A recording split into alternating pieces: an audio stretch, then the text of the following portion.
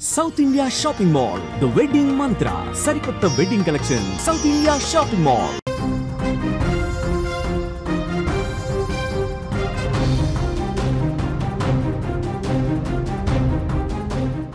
మరో breaking news చూస్తున్నాం. అధికారంలోకి వచ్చిన తర్వాత ట్రంప్ అనేక సంచలన నిర్ణయాలు తీసుకుంటూనే ఉన్నారు. అవి కూడా మనం చూస్తూనే ఉన్నాం. ఈ నేపథ్యంలోనే ప్రపంచానికి 2.0ను చూపిస్తామని కూడా ట్రంప్ చెప్తున్న పరిస్థితి కనిపిస్తుంది. విశ్వరూపాన్ని ఈరోజు ట్రంప్ బయటపెడుతున్నారు. కొలరాడోలో జరిగిన ఉగ్రదాడిపై ఆయన సీరియస్ అయ్యారు. 12 దేశాల పౌరులకు కూడా అమెరికాలోకి నో ఎంట్రీ బోర్డు పెట్టేశారు. యమన్, సోమాలియా, హైతీ, లిబియా సహా మరికొన్ని దేశాలపై ఆయన నిషేధం విధింపునైతే విధించారు. అమెరికాను కాపాడుకుంటామని కూడా ఆయన క్లారిటీ ఇవ్వడం జరిగింది. రెండోసారి అధికారంలోకి వచ్చిన తర్వాత డొనాల్డ్ ట్రంప్ తన విశ్వరూపాన్ని చూపిస్తున్నారని ఇక్కడ మనం చూడొచ్చు. ట్రంప్ నిర్ణయాలు ఎంత కఠినంగా ఉంటాయో ప్రపంచానికి అర్థమయ్యేలా చేస్తున్నారు ట్రంప్. తాజాగా డొనాల్డ్ ట్రంప్ 12 దేశాల పౌరులపై నిషేధాన్ని విధించారు. ఈ 12 దేశాల పౌరులకు అమెరికాలోకి ఇక నో ఎంట్రీ అని అంటున్నారు. బుధవారం దీనికి సంబంధించిన ఉత్తర్వులపై ఆయన సంతకం కూడా చేశారు. 2 రోజుల క్రితం కొలరాడోలో యూదులపైన బాటిల్ బాంబు దాడిని డొనాల్డ్ ట్రంప్ తీవ్రంగా తీసుకున్నారు. అసలు ఆ రోజు ఏం జరిగిందో ఒకసారి విజువల్లో చూసే ప్రయత్నం చేద్దాం. Stay.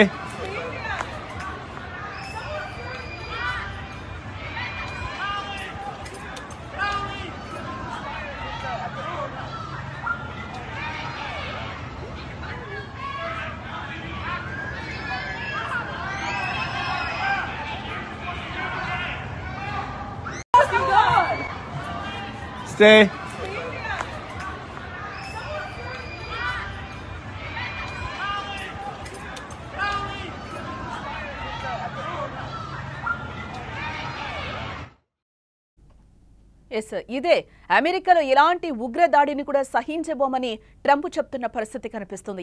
కొలరాడోలో ఏదైతే బాంబుల్ బాటిల్ పేలిందో దాన్ని మేము సహించబోము, ఎటువంటి ఉగ్రదాడిని కూడా ఉపేక్షించము, మా అమెరికాని మేము కాపాడుకుంటామని కూడా ట్రంప్ చెప్తున్న పరిస్థితి కనిపిస్తుంది. ఈ 12 దేశాల పౌరులతో అమెరికాకు ముప్పు ఉందని బాహాటంగానే చెప్పకనే చెప్పారు ట్రంప్. ఈ నిషేధం విధించిన దేశాల్లో Afghanistan, Iran, Yemen, Myanmar, Chad, Congo, Equatorial Guinea, Eritrea, Haiti, Libya, Somalia, Sudan దేశాలు ఉన్నట్లుగా తెలుస్తోంది. Burundi, Cuba, Laos, Sierra Leone, Togo, Turkmenistan, Venezuela దేశాలపైన కూడా పాక్షిక నిషేధాన్ని విధించడం జరిగింది. వచ్చే సోమవారం నుంచి కూడా ఈ ఉత్తర్వులు అమల్లోకి వస్తాయని కూడా అంటున్నారు. సరైన పత్రాలు లేని విదేశీ పౌరుల వల్ల అమెరికాకు ప్రమాదం ఉందని, 2017లో యూరప్లో జరిగిన విధంగా అమెరికాలో ఎలాంటి ఉగ్రదాడి జరగనివ్వబోమని కూడా ట్రంప్ చెప్తున్నారు. సురక్షితం కాని దేశాల నుంచి వలసలను అనుమతించబోలేమని కూడా ఆయన చెప్తున్నారు. అయితే ట్రంప్ ఉత్తర్వులపై ఆయా దేశాల నుంచి తీవ్రమైన ఆగ్రహం కూడా వ్యక్తమవుతున్న పరిస్థితి కనిపిస్తోంది.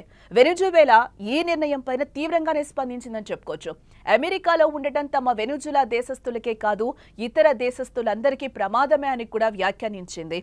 ఆయన హార్వర్డ్ యూనివర్సిటీలో విదేశీయులకు కూడా నో ఎంట్రీ అని చెప్పి కూడా ట్రంప్ చెప్తున్న సిచ్యువేషన్ అయితే కనిపిస్తుంది.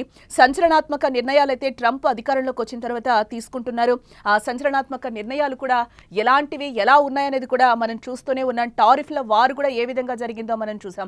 అందులో భాగంగానే ఏదైతే బాటిల్ బాంబ్తో దాడి చేయాలని అనుకున్నారో ఇట్లాంటివి కూడా మేము సహించమని కూడా ఆయన బాహండంగానే చెప్తున్నారు. ఇలాంటి వాళ్ళకి మేము దేశంలోకి ఎంట్రీ కూడా పెట్టమని కూడా చెప్తున్న పరిస్థితి కనిపిస్తుంది. ఈ నేపథ్యంలోనే అసలు వైట్ హౌస్ దగ్గర ట్రంప్ ఏం మాట్లాడారో ఒకసారి వినే ప్రయత్నం అయితే చేద్దాం.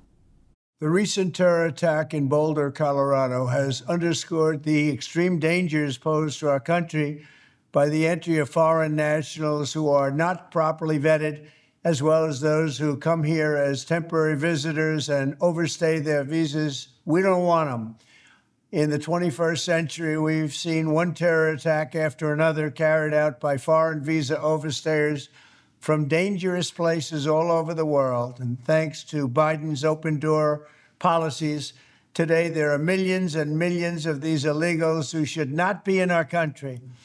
In my first term, my powerful travel restrictions were one of our most successful policies, and they were a key part of preventing major foreign terror attacks on American soil. We will not let what happened in Europe happen to America. That's why on my first day back in office, I directed the Secretary of State to perform a security review of high-risk regions and make recommendations for where restrictions should be imposed. Among the national security threats their analysis considered are the large-scale presence of terrorists, failure to cooperate on visa security, inability to verify travelers' identities, inadequate record-keeping of criminal histories, and persistently high rates of illegal visa overstays, and other things. Very simply, we cannot have open migration from any country where we cannot safely and reliably vet and screen those who seek to enter the United States. That is why today I am signing a new executive order placing travel restrictions on countries including Yemen, Somalia, Haiti, Libya, and numerous others. The strength of the restrictions we're applying depends on the severity of the threat posed.